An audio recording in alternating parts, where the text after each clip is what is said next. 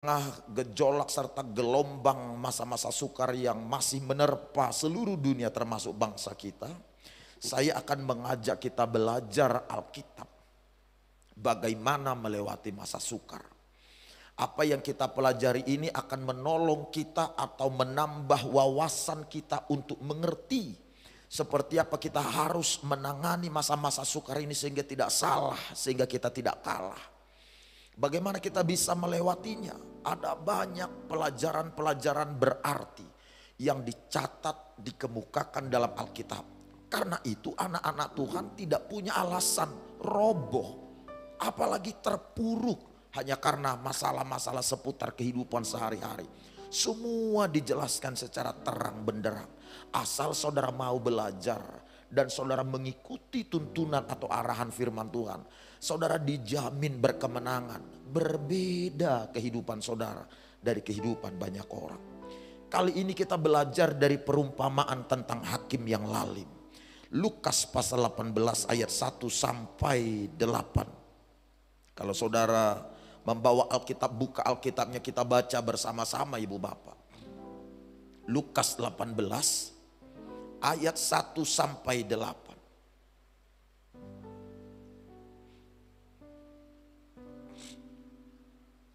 Yang sudah ketemu boleh katakan amin. Yuk kita baca bersama dalam hitungan yang ketiga Bapak Ibu. 2, 3 iya. Yesus mengatakan suatu perumpamaan kepada mereka untuk menegaskan bahwa mereka harus selalu berdoa dengan tidak jemu-jemu. Katanya, dalam sebuah kota ada seorang hakim yang tidak takut akan Allah dan tidak menghormati seorang pun. Dan di kota itu ada seorang janda yang selalu datang kepada hakim itu dan berkata, belalah hakku terhadap lawanku. 4. Beberapa waktu lamanya hakim itu menolak. Tetapi kemudian ia berkata dalam hatinya, walaupun aku tidak takut akan Allah dan tidak menghormati seorang pun, namun karena janda ini menyusahkan aku, baiklah aku membenarkan dia supaya jangan terus saja ia datang dan akhirnya menyerang aku. 6. Kata Tuhan, camkanlah apa yang dikatakan hakim yang lalim itu. Tidakkah Allah akan membenarkan orang-orang pilihannya yang siang malam berseru kepadanya? Dan adakah ia mengulur-ulur waktu sebelum menolong mereka? Bersama ayat 8. Aku berkata kepadamu, ia akan membenarkan mereka. Akan tetapi jika anak manusia itu datang, adakah ia mendapati iman di bumi? Yang percaya katakan amin. Nah Bapak Ibu saudara-saudara terkasih dalam Kristus, apa yang dicatat dalam ayat Alkitab ini yakni perumpamaan tentang hakim yang lalim yang diceritakan oleh Yesus Kristus.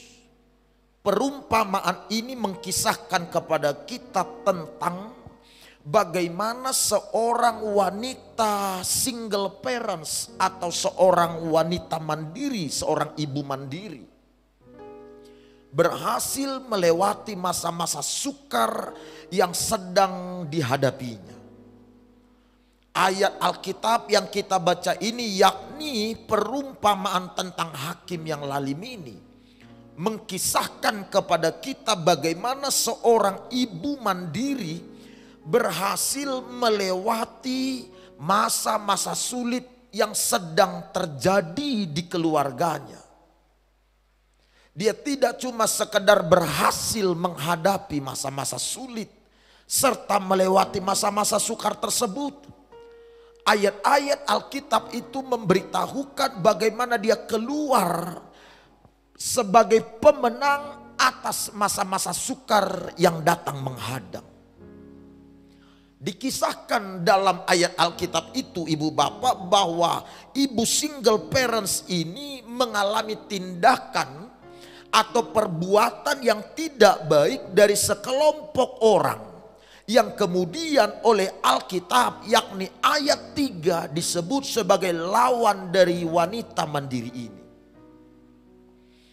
Ada sekelompok orang yang terus-menerus mengganggu kehidupan ibu ini. Katakanlah dia dalam memulai usaha diganggu oleh sekelompok orang. Bahkan kehidupan rumah tangga yang dia bangun juga diganggu oleh lawan-lawannya. Ketika dia bekerja, bepergian kemana-mana, dia mengalami gangguan, tekanan dari orang-orang yang merupakan lawan dari ibu mandiri ini. Apakah mungkin karena dia adalah seorang wanita single parents, sehingga banyak orang tidak menghargai atau tidak menghormatinya? Karena memang pada zaman-zaman lampau, orang-orang yang ditinggal pergi oleh suaminya cenderung dipandang sebelah mata oleh masyarakat. Apalagi oleh sekelompok orang-orang yang jahat yang tidak mengenal Allah. Wanita ini mengalami tindakan praktek-praktek yang tidak baik dari mereka-mereka yang terus-menerus mengganggu kesejahteraan bahkan usaha dari ibu ini. Karena namanya diganggu ibu bapak saudara-saudara, maka normal atau wajarlah apabila sang ibu mengadukan kepada hakim apa yang diperlakukan orang kepadanya. Apalagi ini menyangkut hak-hak daripada ibu tersebut. Haknya untuk hidup bahagia. Haknya untuk bisa berusaha, bekerja, untuk hidup damai bersama dengan anak-anaknya serta warga yang lainnya.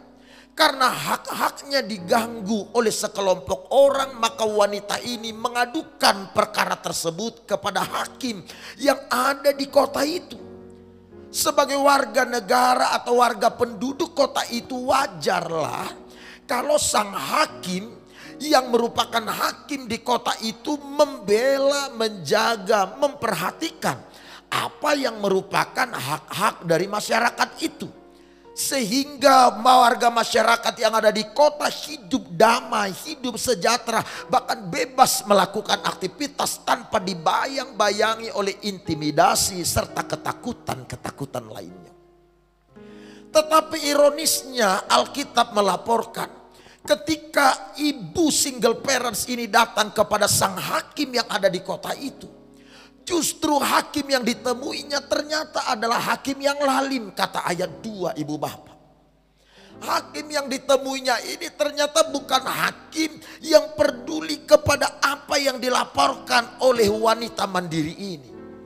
Sebaliknya hakim ini tidak kenal Tuhan, tidak menghormati seorang pun. Apakah mungkin karena posisinya sebagai hakim sehingga dia merasa semena-mena atau anggap sebelah mata orang-orang lain yang ada di sekitarnya? Kita tidak tahu. Tetapi yang jelas Alkitab memberitahukan hakim ini tidak menghormati seorang pun. Apalagilah seorang yang hanya wanita mandiri. Bagaimana mungkin hakim ini akan memberi perhatian kepada orang yang pada kala itu hidup seorang diri? Luar biasanya ibu bapak, tantangan atau persoalan yang dihadapi oleh wanita mandiri ini bukan hanya dari warga atau sekelompok orang yang tinggal di sekitarnya, tetapi ternyata datang juga dari seorang hakim yang seharusnya membela, melindungi masyarakatnya, justru mengabaikannya. Ini adalah masa sukar berikut yang dihadapi oleh ibu single parents ini. Jika seandainya wanita ini ingin menyerah, itu adalah waktu yang tepat untuk dia menyerah. Kalau seandainya wanita mandiri ini ingin putus asa, keadaan yang tampak di depan mata itu adalah alasan yang tepat bagi dia untuk putus asa. Kalau dia ingin menyalahkan orang lain, menyalahkan sekitar, menyalahkan pemimpin, itu adalah momen yang tepat untuk wanita mandiri ini melakukannya. Namun ayat Alkitab yang kita beritahukan menjelaskan hal yang berbeda kepada kita. Wanita single parents ini justru bukan menyerah. Dia tidak berputus asa, bahkan tidak menyalahkan siapapun. Alkitab justru melaporkan hal yang sebaliknya, dia berhasil menangani masalah tersebut. Bahkan dia bisa melewati masa-masa sukar itu sembari mengalami kemenangan yang hebat, kemenangan yang menakjubkan, kemenangan yang mengagumkan. Nah, oleh karena itu saudara-saudara terkasih dalam Tuhan, layaklah kita belajar dari perumpamaan yang dikisahkan oleh Yesus Kristus ini. Apa yang dilakukan atau diperbuat oleh wanita single parents ini, sehingga dia bisa berhasil melewati masa-masa sukar yang sedang dialaminya. Langkah-langkah apa sih sebenarnya yang sedang dilakukan oleh wanita mandiri ini, sehingga dia berhasil keluar dari masa-masa yang menyesakkan itu, dari masa-masa sulit yang membelenggu itu. Kalau saudara mengalami beban berat, persoalan, masa-masa sulit, masa-masa sukar, saya mengajak saudara belajar dari wanita yang dikisahkan dalam perumpamaan ini. Bagaimana saudara bisa menangani, melewati, bahkan keluar sebagai pemenang dari masa-masa sulit yang sedang saudara hadapi. Adapun langkah atau hal yang dilakukan oleh wanita single parents ini, sehingga dia berhasil keluar dari masa-masa sukar adalah satu, dia tekun serta tidak kenal lelah. Saya ulang sekali lagi, satu hal yang dilakukan oleh wanita single parents ini, sehingga dia bisa melewati masa-masa sulit yang menyesakkan itu dan mengalami kemenangan yang luar biasa. Yang dilakukannya adalah dia tetap tekun serta tidak kenal lelah. Mari kita perhatikan apa yang dikemukakan oleh ayat 3 ayat bacaan kita barusan. Perhatikan ayat 3, kalimatnya berbunyi begini saudara-saudara. Dan di kota itu ada seorang janda yang selalu datang kepada hakim itu dan berkata, belalah aku terhadap lawanku. Perhatikan penggunaan kata selalu datang kepada hakim itu dan berkata belalah aku terhadap lawanku. Penggunaan kata selalu datang menjelaskan kepada kita sekalian bahwa wanita mandiri atau single parents yang dibicarakan dalam perumpamaan ini ternyata merupakan wanita yang tekun, wanita yang tangguh, wanita yang tidak mudah menyerah serta tidak kenal lelah. Sehingga kalimatnya untuk menggambarkan kepribadian wanita itu dipergunakanlah kata selalu datang. Selalu datang kepada sang hakim dan selalu berkata pada sang hakim belalah aku. Selalu datang dan selalu berkata belalah aku. Hal inilah yang membuat wanita ini bisa melewati masa-masa sukar itu, bisa keluar dari masa-masa sulit itu karena dia tekun, karena dia tidak kenal lelah. Dia bukan model orang yang mudah putus asa atau mudah menyerah. Kalau saudara memperhatikan secara baik, pesan yang ingin disampaikan oleh Yesus kepada orang-orang percaya ketika dia membentangkan perumpamaan ini kepada mereka ialah ingin menyampaikan kepada sekalian orang percaya bahwa Allah menginginkan agar setiap kita orang yang percaya memiliki sikap tidak kenal lelah, memiliki sikap tekun, memiliki sikap tangguh, tidak mudah putus asa ketika kita diperhadapkan dengan berbagai-bagai masa-masa yang menyesakkan. Mungkin saudara diperhadapkan dengan jalan buntu. Saudara barangkali melihat pintu-pintu tampak tertutup di depan saudara. Bahkan barangkali saudara melihat bagaimana kesehatan saudara semakin menurun. Laporan-laporan medis tidak menyenangkan telinga kita. Bahkan mungkin saudara melihat bahwa hal-hal yang saudara doakan belum terjadi atau tidak datang kepada saudara. Yang harus saudara jaga, yang harus saudara perhatikan adalah jangan segera menyerah, jangan segera putus asa, jangan memfokuskan perhatian saudara hanya kepada fakta yang ada di depan mata. Jangan memberikan perhatian lebih lama dari yang seharusnya kepada pintu-pintu yang tertutup, kepada jalan-jalan buntu yang diperhadapkan kepada saudara. Dengar baik sahabat-sahabat sekalian. Saudara harus menaruh perhatian. Saudara harus menaruh pemikiran. Saudara harus menaruh fokus saudara kepada apa yang Allah rancang pada kita pada saat Ia menciptakan kita sebagai manusia ke muka bumi ini. Saudara seharusnya menaruh perhatian saudara, menaruh percaya saudara kepada apa yang Allah janjikan bagi kita ketika Dia mengizinkan kita terlahir ke muka bumi ini. Janji Allah, rancangan Allah ketika saya dan saudara terlahir ke muka bumi ialah supaya kita mengalami damai sejahtera. Rancangannya bukan supaya kita mengalami celaka. Rancangannya bukan supaya kita terpuruk. Rancangannya supaya kita beroleh hari depan yang penuh harapan. Oleh karena itu saudara bisa berpegang teguh kepada apa yang merupakan janji Tuhan ini. Saudara harus mengalihkan dan mengkonsentrasikan semua pemikiran saudara kepada apa yang Allah rancang pada saudara. Ketika saudara menaruh perhatian ke sana, lalu saudara akan tetap tekun mengejarnya. Saudara akan tetap gigih mencapainya. Saudara akan selalu datang kepada Tuhan dan berkata, Tuhan, aku berhak untuk hidup sembuh. Aku berhak untuk hidup sehat. Aku berhak untuk hidup diberkati.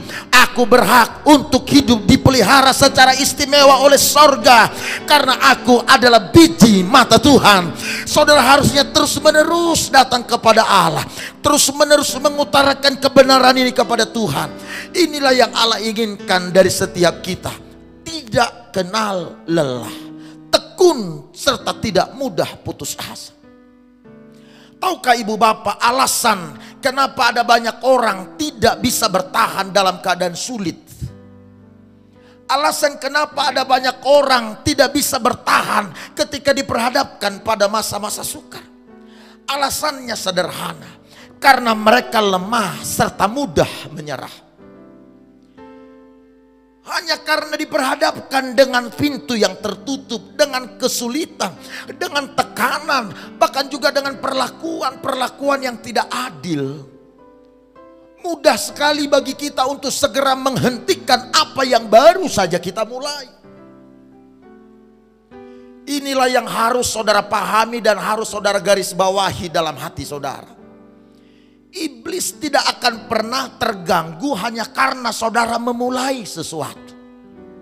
Memulai pelayanan, memulai jam doa, memulai membaca firman, memulai kuliah untuk mendapatkan impian serta cita-cita, memulai membangun usaha, memulai membangun hubungan relasi di berbagai tempat dan lain sebagainya. Iblis tidak akan pernah merasa terusik dengan kegiatan yang baru saja saudara mulai. Iblis hanya terganggu ketika saudara berupaya menyelesaikan apa yang sudah saudara mulai. Memulai sesuatu itu mudah, lebih mudah daripada mempertahankan atau menyelesaikan apa yang sudah saudara mulai. Karena itulah ibu bapak sering sekali iblis tidak berbuat apa-apa ketika saudara hendak atau sedang memulai sesuatu. Karena dia sudah melihat, dia sudah mengerti ada banyak orang hanya jago bersemangat dalam hal memulai, tetapi tidak memiliki semangat untuk menyelesaikan atau untuk memperjuangkan apa yang sudah dimulai itu. Karena itulah sering sekali iblis mengizinkan kita ketika hendak memulai sesuatu. Tetapi dengar panggilan saya dan saudara tidak hanya sedang memulai atau untuk memulai. Saudara harus bisa menyelesaikan dan memperjuangkan sampai akhir apa yang sudah saudara mulai.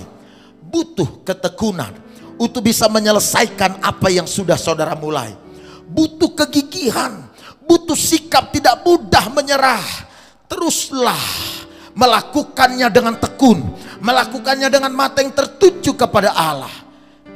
Ketika saudara bertekad atau berkomitmen untuk menyelesaikan apa yang saudara mulai, saat itulah iblis mengerahkan semua kekuatannya untuk menghentikan saudara, supaya saudara tidak menyelesaikan apa yang merupakan panggilan Allah atas saudara.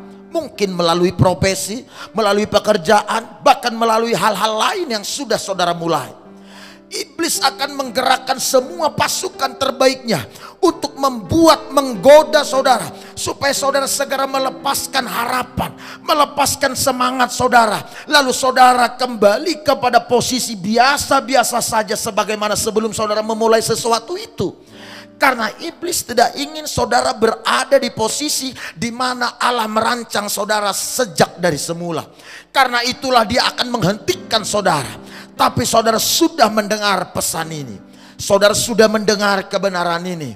Jangan berhenti, jangan menyerah hanya karena masa-masa sukar, hanya karena persoalan-persoalan yang ada. Tetaplah tekun. Sekali lagi saya ulang, tetaplah tekun. Gigihlah, jangan menyerah. Di tengah-tengah masa sukar, saudara memiliki Tuhan yang akan melimpahkan kekuatan kepada saudara, sehingga saudara bisa melewati masa-masa sukar tersebut dengan kemenangan yang hebat, kemenangan yang menakjubkan, kemenangan yang mengagumkan. Sebab Dia telah berjanji, Dia akan menyertai saudara sampai pada kesudahan Allah. Apakah saudara sedang berjalan di jalanan yang sedang menurun? Saudara sedang berjalan di lembah kekelaman, atau saudara sedang mendaki sebuah puncak? Dimanapun saudara berada, saudara harus mempercayai ada tangan yang tidak kasat mata yang menuntun saudara, yang menopang saudara, yang mendukung saudara, yang akan meluruskan jalan-jalan sehingga saudara tiba pada apa yang Allah rancang. Yang percaya katakan amin. Inilah yang harus saudara miliki, ibu bapak. Tekun, tidak mudah menyerah, tidak kenal lelah. Salah satu penyebab kenapa seseorang mudah menyerah, penyebabnya adalah karena mereka tidak mengetahui apa yang harus mereka lakukan dalam kehidupan mereka saat berhadapan dengan masa-masa kesesakan. Sering sekali mereka tidak mengetahui apa yang merupakan rancangan Allah, janji Allah dalam hidup mereka. Itu sebabnya mereka segera menyerah, mereka segera putus asa. Mereka lebih tertarik melihat apa yang tampak di depan mata ini daripada apa yang Allah janjikan. Ini adalah sebuah kelemahan dari kebanyakan orang, termasuk kelemahan banyak orang percaya. Kita sering sekali mengira apa yang bersifat sementara sepertinya permanen. Kita sering sekali melihat apa yang kelihatannya sementara, apa yang menurut Alkitab adalah sesuatu yang bersifat sementara, tetapi kita melihat seolah-olah itu adalah sesuatu yang permanen. Hanya karena kesehatan kita terganggu, hanya karena bisnis kita tidak mengalami kemajuan, hanya karena finansial kita merosot, hubungan kita mengalami krisis, serta merta kita berkata, saya tidak akan mungkin bisa sembuh lagi. Sering sekali kita mengira bahwa ekonomi kita tidak akan bisa pulih dan bangkit lagi. Kita sering sekali mengira bahwa hubungan-hubungan kita tidak akan pernah bisa terselesaikan. Tugas-tugas, impian serta cita-cita tidak akan pernah bisa dicapai atau diwujudkan. Ketika pemikiran-pemikiran ini terjadi pada kita, maka hal-hal inilah yang akan datang dalam kehidupan kita. Hal-hal yang saudara lihat, itulah yang akan masuk ke dalam kehidupan saudara. Kalau saudara melihat yang sementara kata Alkitab, tetapi saudara lihat sebagai sesuatu yang permanen, maka itulah yang akan masuk dalam kehidupan saudara. Tetapi kalau saudara melihat sebagaimana Alkitab melihat, saudara mengira, berpikir sebagaimana Alkitab berkata, maka yang saudara lihat itu sesuai dengan firman Allah, maka itulah yang akan masuk dalam kehidupan saudara.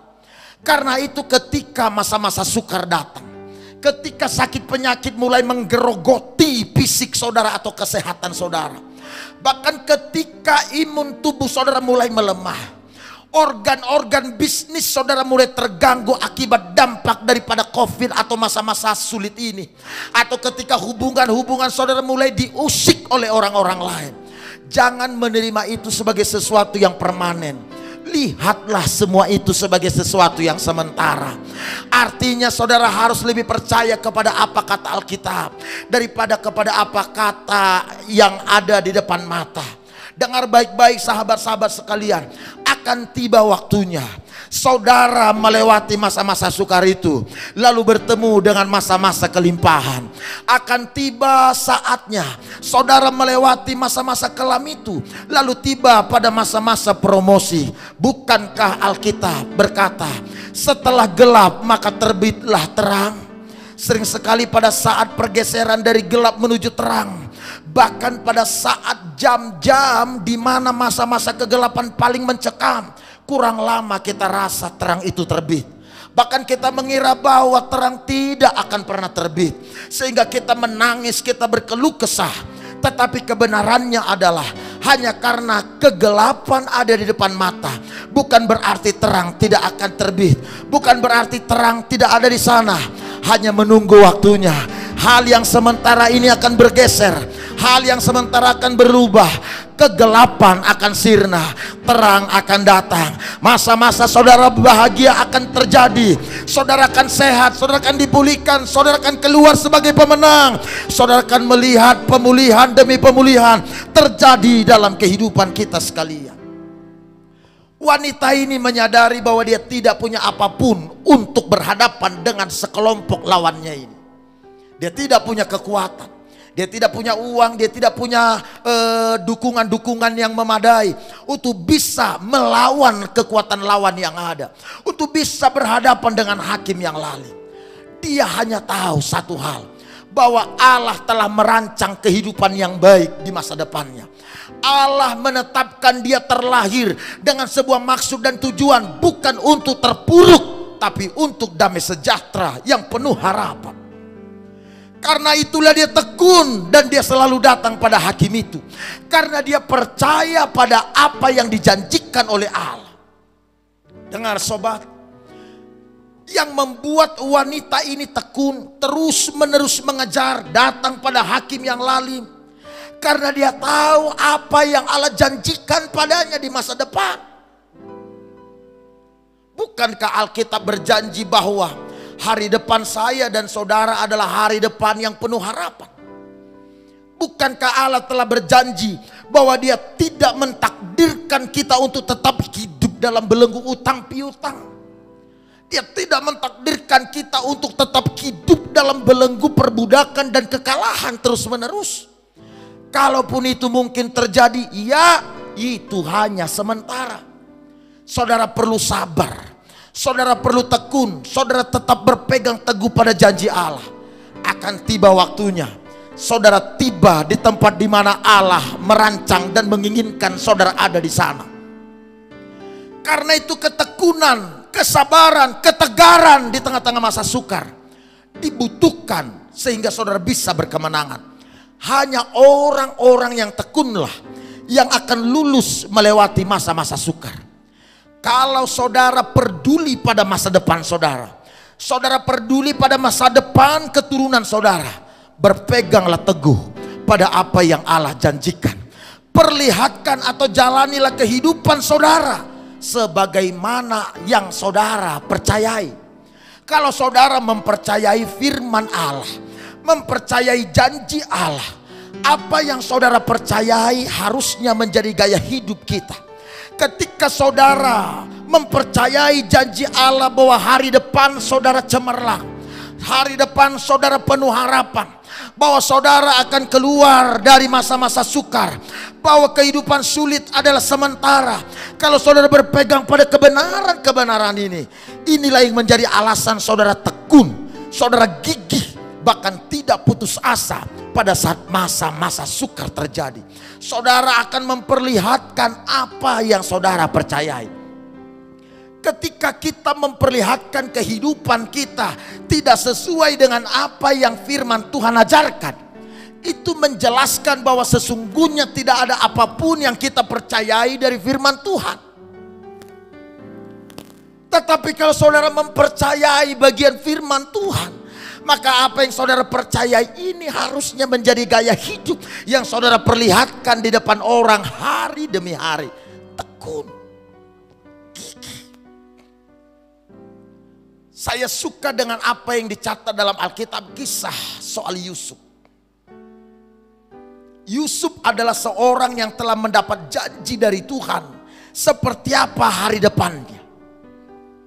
Bahkan impian tentang hari depan Yusuf telah diberitahukan pada saat Yusuf masih kecil. Yusuf tidak paham apa arti mimpi itu. Tetapi dengar sobat, ketika Yusuf mulai diperhadapkan dengan kehidupan sehari-hari, saudara-saudara sekandung Yusuf mengubur Yusuf ke lubang sumur yang tua. Yusuf bisa saja berkata, aku tidak pernah berpikir bahwa saudara-saudara kandungku akan melakukan hal ini kepadaku. Dia bisa saja hidup dalam luka serta kepahitan.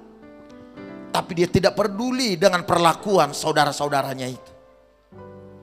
Dia tetap mempercayai apa yang Allah janjikan, apa yang Allah beritahukan kepadanya melalui mimpi itu. Yusuf memperlihatkan kualitas hidup yang memadai sebagaimana yang disampaikan oleh impian itu, yang dikisahkan dalam impian itu. Yusuf menjaga kualitasnya supaya dia bisa ada di posisi penggenapan impian itu. Karena itu ketika dia dihianati oleh pemimpinnya sekalipun, Yusuf tetap memperlihatkan integritas yang baik. Yusuf tidak putus asa. Yusuf tidak berkata, kenapa semua yang tidak adil ini terjadi padaku. Kelihatannya ada sesuatu yang tidak beres. Lalu dia mulai melakukan tindakan-tindakan buruk. Atau tidak lagi mempercayai impian itu. Bisa saja. Tapi Yusuf tidak lakukan itu. Yang Yusuf lakukan, dia tetap memperlihatkan karakternya yang baik. Kualitasnya yang baik. Ini adalah kualifikasi yang dibutuhkan untuk bisa tiba di impian yang Allah berikan kepadanya itu. Yakni menjadi pemimpin di masa depan. Yusuf jaga karakternya. Yusuf jaga kepribadiannya. Walau masa sukar silih berganti. Dijebloskan ke dalam tahanan. Dia dilupakan oleh teman-teman yang dia tolong. Sekali lagi Yusuf tetap menjaga kualifikasi atau kualitas. Sebagaimana seseorang yang memenuhi syarat untuk bisa menjadi pemimpin. Sebagaimana yang digambarkan lewat impian itu. Lewat mimpi itu. Karena Yusuf konsisten. Di tengah-tengah masa sukar dia tidak menggerutu, dia tidak menyalahkan siapapun. Dia tetap peduli dengan kepribadiannya. Alkitab melaporkan kepada kita. Apa yang menjadi mimpi Yusuf kemudian menjadi kenyataan. Setelah semua masa-masa sukar itu dihadapinya, dilaluinya, dilewatinya dengan tetap tekun menjaga kepribadiannya, menjaga apa yang dia percayai, menghidupi apa yang dia imani. Yusuf diangkat dari tahanan menjadi perdana menteri terkenal di negeri Mesir di bawah kepemimpinan Raja Firaun. Sekali lagi kawan, masa-masa sukar itu sifatnya sementara. Apa yang Allah janjikan itu adalah yang kekal adanya. Walau langit bergoncang, walau bumi bergoncang, firman Allah akan tetap tinggal selama-lamanya. Kalau dia berkata dia mengasihi kita, maka itu benar adanya, dia mengasihi saudara. Kalau dia berjanji menyertai kita sampai kesudahan alam, maka apa yang dia janjikan itu benar adanya. Percayailah apa yang Allah janjikan, bukan apa yang ada di depan mata. Dengar sekawan, satu-satunya hal yang bisa membuat saudara tidak bisa mendapatkan apa yang merupakan impian atau rancangan Allah atas saudara adalah ketika saudara memutuskan untuk berhenti.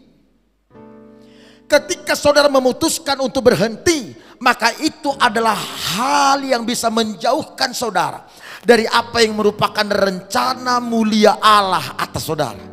Karenanya jangan memiliki dan memelihara sikap mudah menyerah, mudah berputus asa, mudah menggerutu, mudah berkeluh kesah. Ini hanya sementara. Sekali lagi saya ngomong, ini hanya sementara. Apa yang Allah janjikan pada saudara secara pribadi, itulah yang akan Allah kerjakan atas kita. Yang mengerti boleh kita berikan tepuk tangan bagi Tuhan Allah. Sekali lagi tepuk tangan yang baik bagi Yesus Kristus. Dengar baik Bapak Ibu saudara-saudara terkasih dalam Tuhan.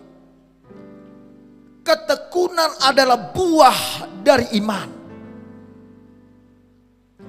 Kalau saudara memperhatikan apa yang dicatat dalam ayat 4 sampai 5. Kalimatnya berbunyi begini Bapak Ibu. Beberapa waktu lamanya hakim itu menolak.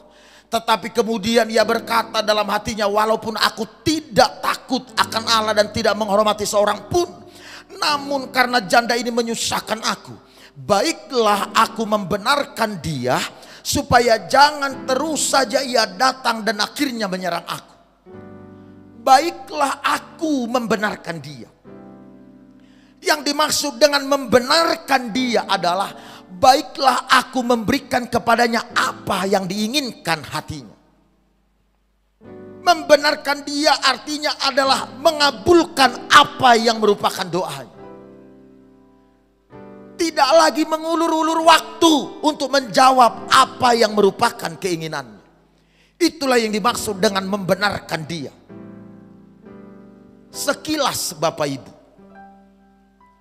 Sekali lagi, secara sekilas kita akan mengira hakim yang berwatak keras ini berubah pikiran, lalu kemudian membenarkan wanita mandiri ini karena dia selalu datang, selalu datang, selalu datang, atau karena dia berseru siang malam, siang malam, siang malam. Kalau meneliti konteks penulisan perumpamaan ini, saudara akan ketemu faktor yang membuat ibu single parents ini keluar dari masa-masa sukarnya. Hakim lalim itu berubah pikiran lalu membenarkan dia. Bahkan para lawan-lawannya berhenti mengganggu dia dan kemungkinan mengembalikan apa yang pernah dirampas dari dia. Yang membuat semua hal luar biasa ini terjadi pada ibu ini adalah bukan karena dia selalu datang berseru siang malam. Faktor penentunya, hal yang menyebabkan semua itu terjadi adalah iman yang dimiliki oleh wanita mandiri itu. Iman yang dimilikinya lah yang membuat wanita ini tekun. Iman yang dimilikinya lah yang membuat wanita ini terus menerus berbicara, terus menerus datang pada sang hakim. Iman yang dimilikinya. Karena itu dalam ayat 8 Yesus yang mengkisahkan perumpamaan ini berkata, apabila anak manusia datang ke muka bumi, adakah dia menemukan iman? Jadi apa yang dilakukan oleh wanita ini, selalu datang, selalu berbicara, itu semua terjadi karena iman yang dimilikinya. Iman yang dimiliki wanita ini adalah iman yang bersifat agresif, iman yang bersifat menyerang, bukan iman yang pasrah lalu menyerah dengan semua keadaan-keadaan yang ada. Iman. Karena itu ciri khas orang yang beriman adalah tekun. Ciri orang yang beriman adalah tidak kenal lelah. Ciri orang yang beriman ialah tidak mudah menyerah. Ketika impian saudara terbentur, atau ketika rencana saudara, pekerjaan saudara terbentur dengan masa sukar, dengan tantangan, mudah bagi kita untuk menghentikan apa yang kita rancang untuk kita kerjakan ini, bukan? Mudah bagi kita untuk menyerah. Dengar sobat, yang harus kita lakukan ketika pekerjaan kita terbentur dengan kesulitan, hubungan-hubungan kita terbentur dengan masa-masa sukar, dengan jalan-jalan buntu, yang harus saudara lakukan bukan melupakan cita-cita saudara, bukan menghentikan apa yang saudara sudah mulai, bukan menarik turun semua semangat saudara. Yang harus saudara lakukan ialah memupuk, memelihara apa yang merupakan cita-cita saudara itu, memelihara apa yang merupakan impian saudara itu, bukan menguburnya, melupakannya dan mengabaikannya begitu saja. 1 Korintus pasal 15 ayatnya yang ke-58 kalau saya tidak salah. 1 Korintus 15 itu berkata begini. Jika kita tidak jemu-jemu berbuat baik, apabila kita tetap berdiri teguh tidak goyah, maka persekutuan kita dalam Tuhan tidak akan ada yang sia-sia. Artinya kawan, kalau saudara terus mengejar, terus menjaga, terus merawat, terus memelihara hubungan-hubungan yang ada, tidak ada yang sia-sia. Itu kata Alkitab. Berhenti mengupayakan apa yang saudara impikan bukanlah cara Tuhan. Mengubur cita-cita saudara untuk menjadi seperti apa yang Tuhan maksudkan bukanlah rancangan Allah. Rencana Allah bagi kita, pesan Tuhan bagi kita adalah jangan jemu-jemu, tekunlah, jangan kena lelah, tidak mudah menyerah. Inilah yang akan membuat saudara keluar dari semua keterpurukan serta masa-masa sukar yang ada.